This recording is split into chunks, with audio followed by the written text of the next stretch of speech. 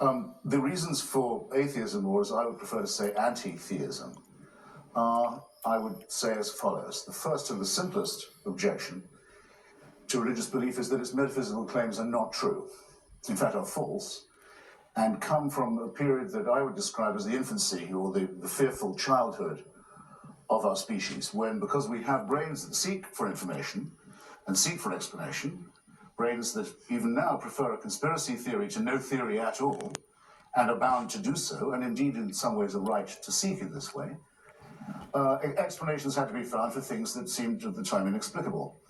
And in the absence of crucial information, we didn't know, we had no way to know that the Earth went around the sun. Didn't know that there was a germ theory that would explain disease.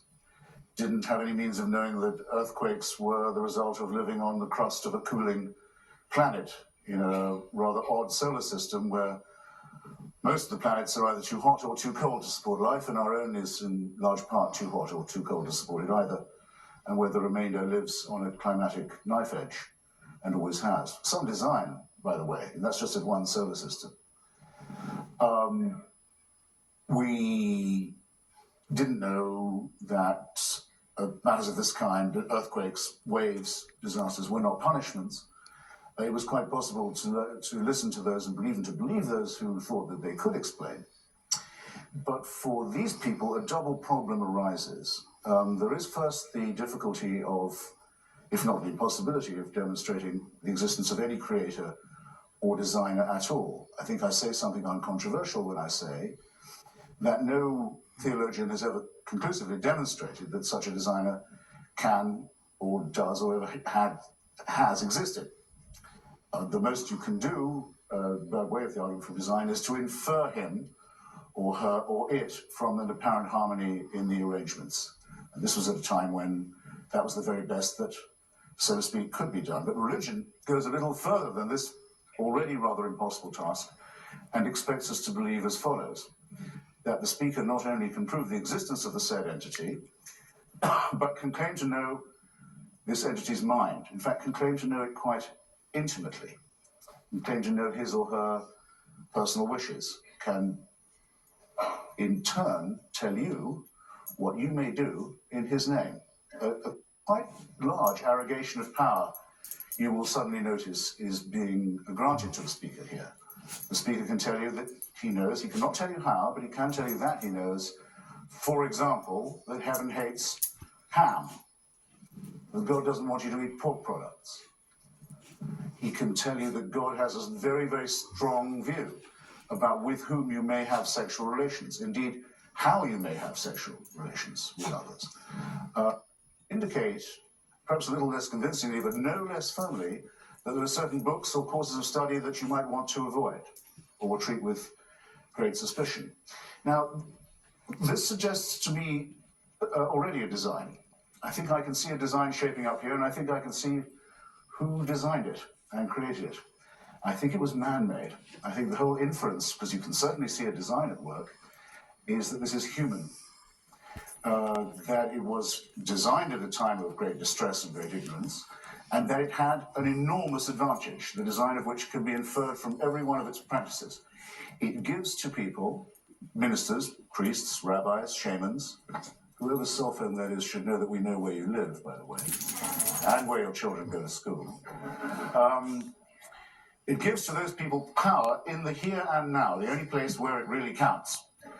If you are His Holiness the Pope and you have arrogated to yourself, for example, the power to bind and to loose, and to decide who may read what, and how many tithes must be paid, how many holy days must be observed, how many disciplines must be followed, are you seeking power in the hereafter, or are you seeking it now? It seems to me very obvious that, inescapable conclusion, that it's temporal power that's being talked about.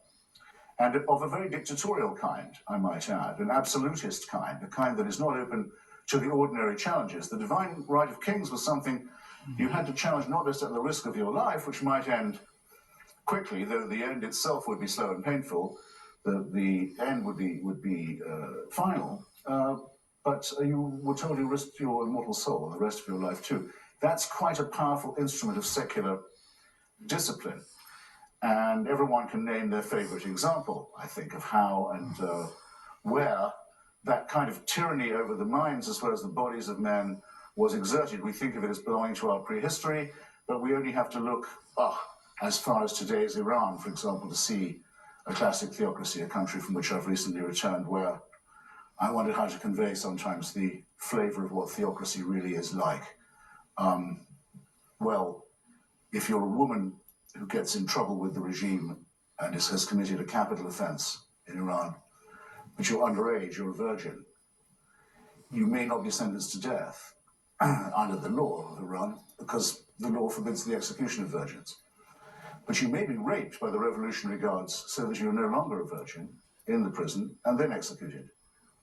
I think that sort of conveys what people feel they're allowed to do when they think they have God on their side. And I can tell you far worse than that about what the arrogance of power is when it thinks it's backed by the divine.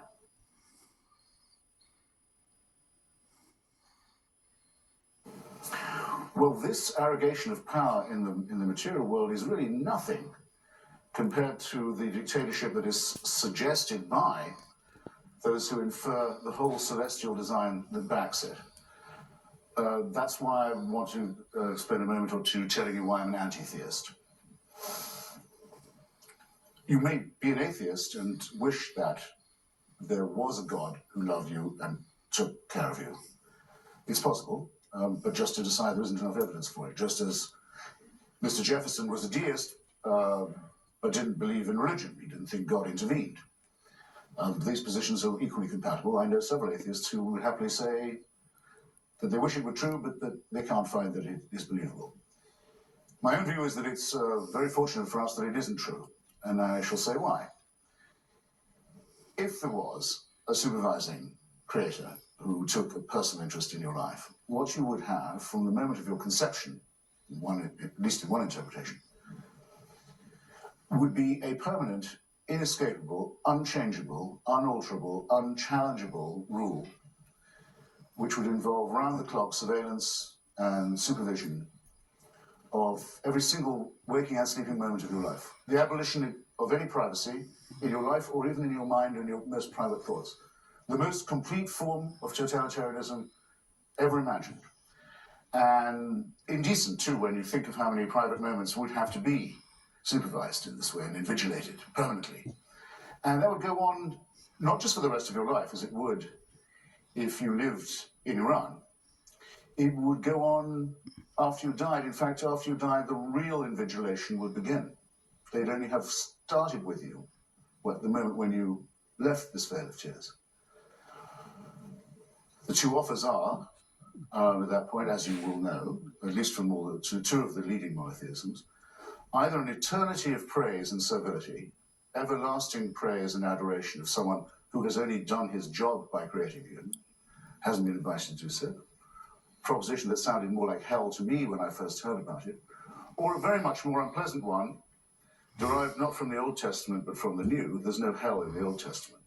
There's genocide, there's racism, there's slavery, there's child mutilation, there's everything else you could wish for, but there's no punishment of the dead. Not until the arrival of the gentle Nazarene is it suggested that for a crime you probably were forced to commit, because after all, you're created a sinner.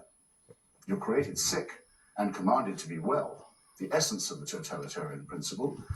But for that, you might face an eternity of torture, to which there'll be no end.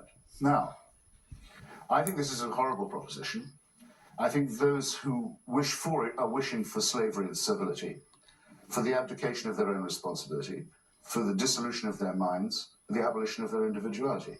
I'm therefore very glad to say that there is no evidence for it at all. We can relax.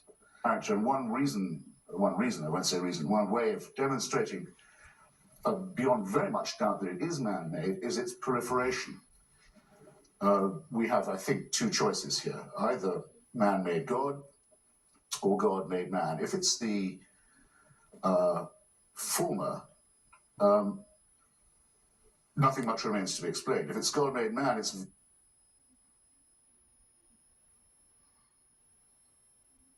very hard to see why there are so many religions and why they're constantly at war with one another. Make the opposite assumption that man has invented religion and God, nothing is left to be explained. There is no mystery. There are, of course, innumerable proliferating cults, sects, confessional discrepancies, warring churches, schismatic groups.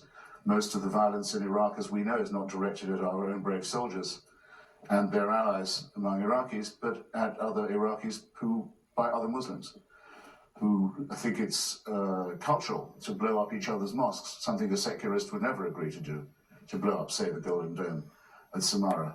We know from pre-monotheistic times, we know from this is over 8 years that any old. person of ordinary morality has a natural resistance to desecration, to profanity. We wouldn't do that. We'll leave it to the religious to do it, which you always can.